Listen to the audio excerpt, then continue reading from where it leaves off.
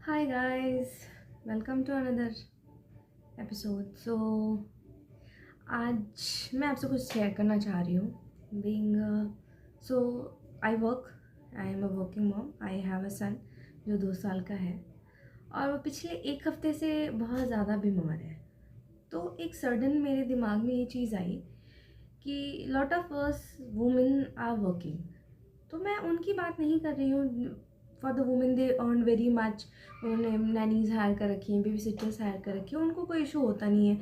होता भी है but emotional question that covers up कि बिकॉज बैक एंड पे उनके पास मदर्स नैनी हैं, बेबी सिटर हैं जो उनका ध्यान रख सकती हैं. बट फॉर मी और मेरे जैसे कई सारी मॉम्स हैं जो वो हायर नहीं कर सकती बिकॉज दे चार्जेस, मतलब उनका बहुत ज़्यादा चार्ज होता है. तो सब लोग अफोर्ड नहीं कर सकते because 20-30,000 is not an easy money. तो उतना सब लोग अफोर्ड नहीं कर सकते. तो I am talking about on their behalf. तो मेरा एक बेटा है और सडन मुझे समझ में आया कि वर्किंग वुमेन होना एक ब्लेसिंग है या एक कर्स है. लाइक ब्लेसिंग इसलिए है क्योंकि हमें किसी भी चीज़ के लिए सोचना नहीं पड़ता है. हम जो चाहें अपने किड्स के लिए कर सकते हैं. Even for us we are independent. तो हमें हस्बैंड से, स्पाउस से पैसे मांगने की ज़रूरत नहीं है. We can earn, we can pay for the bills, we can split the rent and everything. But on the second chances कि जब आपका बच्चा बीमार हो या आप खुद बीमार हो तो उस टाइम पे आप फिज़िकली और मेंटली इतने ज़्यादा अच्छे से नहीं रह पाते कि आप बच्चों को भी देख सको, अपने को भी देख सको. प्लस ऑफिस के कुछ डेडलाइंस हैं, कुछ काम है जो आपको करने ही हैं. And you can not blame office का पर्सन बिकॉज इवेंचुअली उनको भी काम कराना ही है. काम तो होना ही चाहिए. क्लाइंट के साइड पे आपको वो नहीं डिले अफोर्ड कर सकते. तो वो एक तरफ आप भी ठीक नहीं हो, ऊपर से ऑफिस का भी काम है, घर का भी काम है, बच्चा रो रहा है. तो मुझे समझ में नहीं आ रहा कि क्या ये मेरे साथ ही होता है या सब वर्किंग मॉम्स के साथ होता है. ये रिलेट कर सकती हूँ इस बात को कि इमोशनली आप बहुत ज़्यादा वीक होने लग जाते हो. आपको हर बात पे चिड़चिड़ापन होना शुरू हो जाता है. आपके स्पाउस को इस बात से दुख होता है कि आप पहले जैसी तुम नहीं रही. But who will let them know कि भाई there are certain things, certain hormones जो चेंज हो रहे हैं वो इफ़ेक्ट करते हैं आपके मेंटल फिजिकल हेल्थ को. लाइक फॉर एग्जाम्पल मैं शादी से पहले स्पोर्टी पर्सन थी. मैं लॉन्ग जंप हाई जंप करती थी. बट अब जो है मेरे पास ऊपर से from head to toe I have severe issues. मेरे सिर में दर्द रहता है, ग्रे हेयर्स हो गए, आँखों में दर्द रहता है. Coming to the teeths, I have teeths issues. उसके बाद आपका बैक पेन तो वो सिजेरियन के बाद होता ही है बट मेरा कुछ ज़्यादा ही बढ़ गया.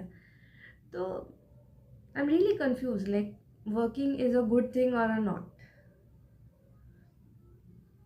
तो to all the working women out there, guilt रहता है but at the end of the day आपको ये एक बेनिफिट रहता है कि आप अपने बच्चे को अच्छे तरीके से रख सकते हैं. जैसा आप चाहे वैसा कर सकते हैं. आपको किसी पे डिपेंडेंट होने की ज़रूरत नहीं है. और गिल्ट तो देखो रहता ही है, उसका कुछ कर नहीं सकते because you are a mom.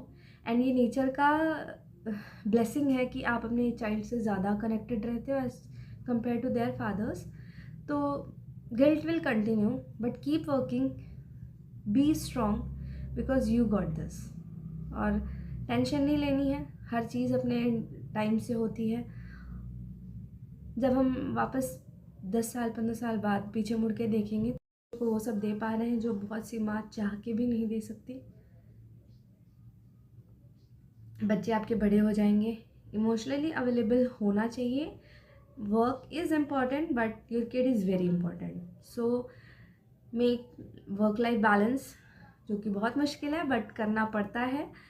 तो आई वुड सजेस्ट एक मेड हायर कर लो. फुल टाइम ना सही, झाड़ू पोछा बर्तन खाने के लिए तो कम से कम रख ही लो सो दैट कि उतना टाइम आप अपने बच्चे में इन्वेस्ट कर सको. सो दैट उसको भी ये फील नहीं हो कि वो लेफ्ट आउट है. और आपको भी ये जो गिल्ट है ना वो कम हो जाता है बिकॉज आप सुबह 4-5 घंटे उसके साथ खेल लेते हो, शाम को 4-5 घंटे खेल सकते हो. तो that adds up. So this is the only suggestion I give to all working moms. Mom guilt छोड़ दो. होता है बट आपको छोड़ना पड़ता है.